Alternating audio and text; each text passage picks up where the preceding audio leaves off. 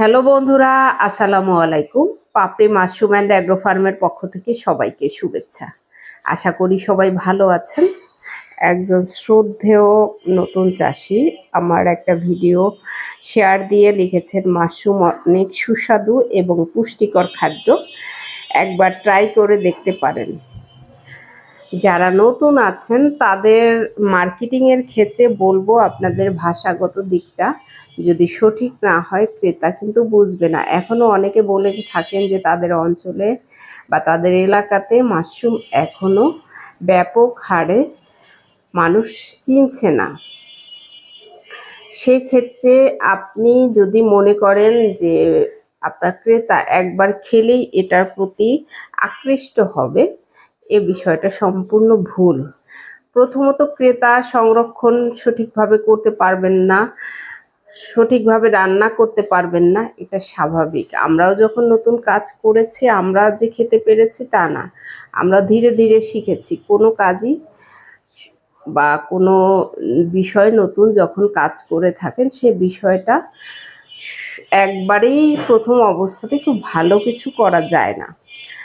সেক্ষেত্রে আপনি আপনার মার্কেটিংয়ের প্রধান লক্ষ্যটাই থাকবে যে আপনি মাশরুম খাওয়া উচিত, রোগ প্রতিরোধ ক্ষমতা যাতে বাড়ে সে উদ্দেশ্যে মাশরুম খাওয়া, এবং যাদের বিভিন্ন রোগ হয়ে গিয়েছে তারা যাতে ধীরে ধীরে